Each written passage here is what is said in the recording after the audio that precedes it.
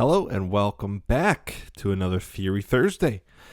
Today we're looking at a concept that I find fascinating, and that's just how closely related some chords are. And today we are looking at the 1 chord and the minor 6 chord specifically, and how close they actually are in notes and uses and all that kind of stuff. So that's what we're going over today. I'm pretty excited about it. I've got my Casio AQ230 GA on, and I'm wearing my gold tweed tie, goes with my gold watch, and that's what we got going on today. So short intro, but I'm excited to talk about the chords. So as always, if you've been enjoying the videos, please like and subscribe. It always helps the channel and the community grow, and is very much appreciated, but not necessary. So I think that's it. Without further ado, 1 chord and the minor 6 chord. How close are they? Let's go.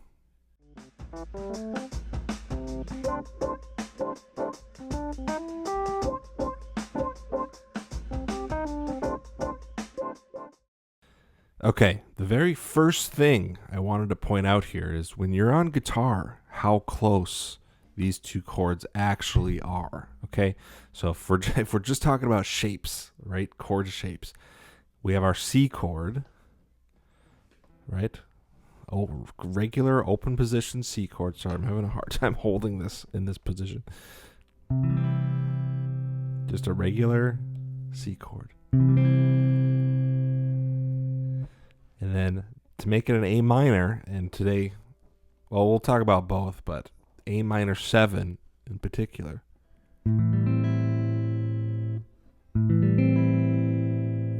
Okay, so all I had to do was move one finger. C, A minor 7. And to make it a regular A minor, you're just adding that ring finger there. Okay, so just visually, we're not talking about any theory yet. We're not talking about notes or anything like that. Just visually, these chords look close, right? They're almost the same shape.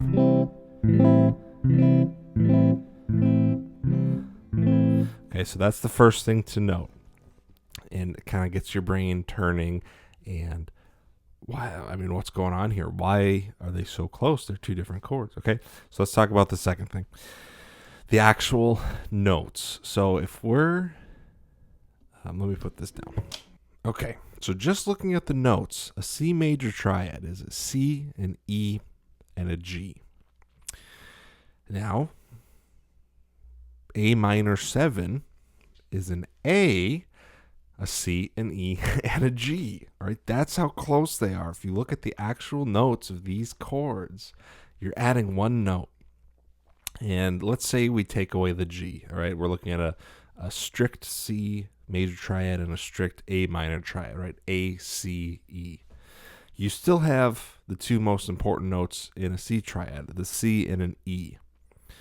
And if you've been in the jazz guitar world and in the world of extension chords on guitar, you know the first note that we drop is the 5th, because it doesn't really have any value in determining what a chord is unless it's altered, like a sharp 5, flat 5. If it's not that, the 5th doesn't really have a lot of value other than giving structure to a chord, making it sound whole. So the root gives your ear an indication of what chord we're about to hear, right? If it's a C, some sort of C chord, some sort of D chord, right? The 3rd, the middle of the chord, gives you an indication if it's major or minor. Okay, so those are the 2 important notes in a triad, right? Not talking about extensions, because 7ths are a whole other thing. Those are also very important, but we're just talking about triads here. C and E. You could play a C and an E, and your ear would deduce, okay, well, this is a C major chord. Okay, so just looking at the A minor triad, A, C, E, I mean, we're that close to having a C major triad. Okay, but for the rest of the video, I'll talk about A minor 7 because it adds a G, and it's just glaringly obvious how close these things are, A, C, E, G. Okay, so let's talk about why this all matters and how you can use this. So there are concepts and reharmonizations that you can do. There's a lot you can do in this world of subbing out chords.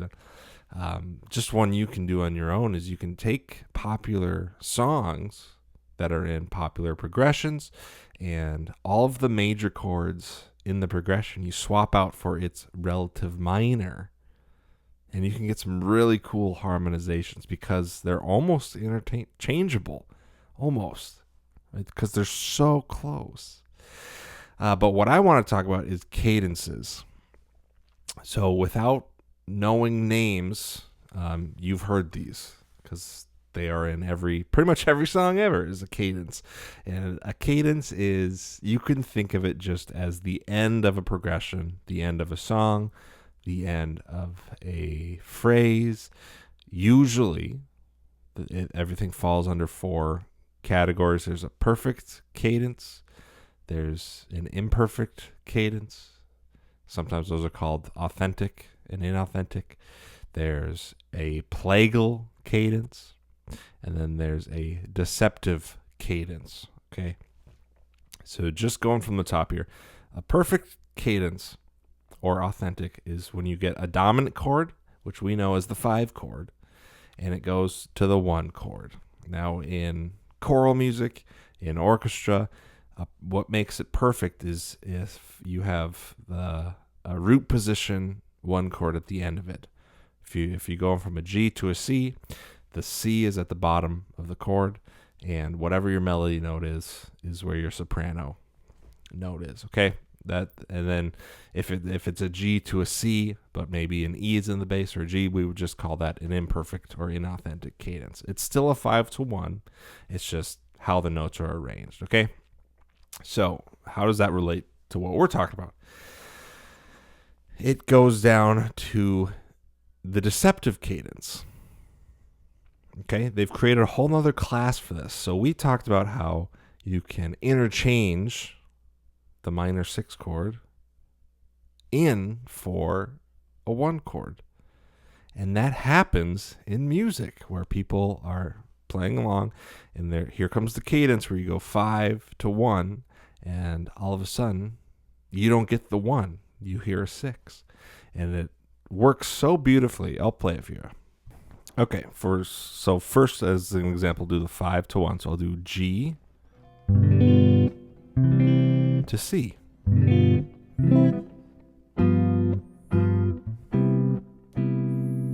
Right, in a progression.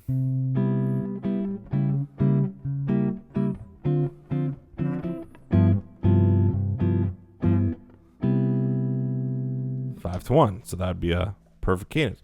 Now, instead of playing the 1 at the end, I can swap it out for the 6 chord, the A minor, and that's what we would call a deceptive cadence because your ear thinks it knows what's coming, and then we do the old switcheroo. So listen to this. Let me get situated.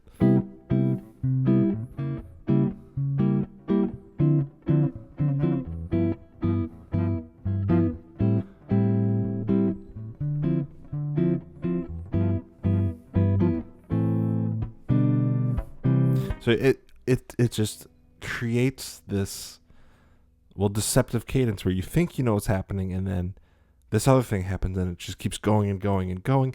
And you can end progressions like that.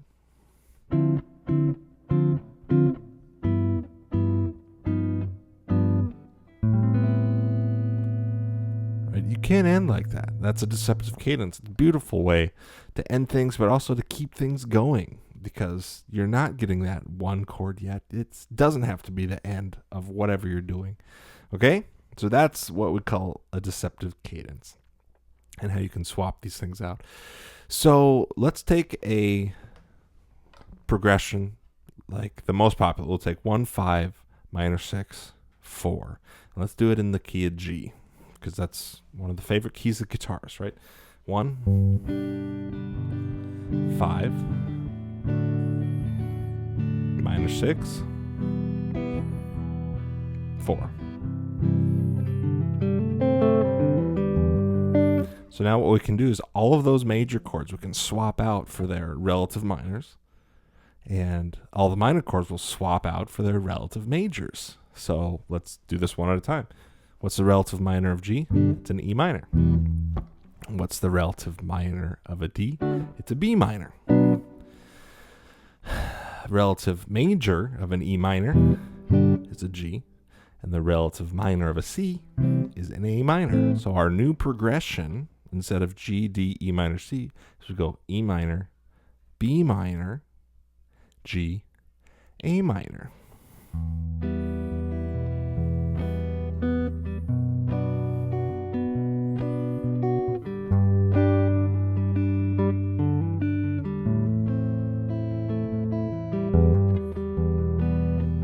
So you can have a lot of fun reharmonizing progressions just by swapping out relative majors and minors because they're so close.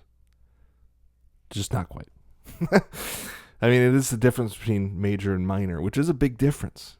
But if you get down to the nitty-gritty and look at the actual notes we're working with, there's a lot more in common than you might think. So that's that. The last thing I have here is just one more thing to consider. With extension chords is there's a thing called the C6. And that's a regular C triad adding a sixth in the chord. And the sixth is an A note, so you have C, E, G, A. So I'm adding an A in the middle of this chord. Now if we were to run this chord through inversions, a C6 chord, technically speaking, the third inversion of a C6 chord would be A, C, E, G, which is an A minor 7 chord. So it just goes to show how many different ways you can manipulate these chords and how close some of these things are. And context is what really matters, is what is the purpose of this chord? Where are we going with it? Where did we just come from? And having fun with all that. So I think that's enough information for today. The 1 chord and the 6th chord, particularly the minor 7th of that 6th chord, is how close they are. That's enough for today. Okay, hopefully you learned something or at least found something interesting. And we'll see you for the next one. Bye.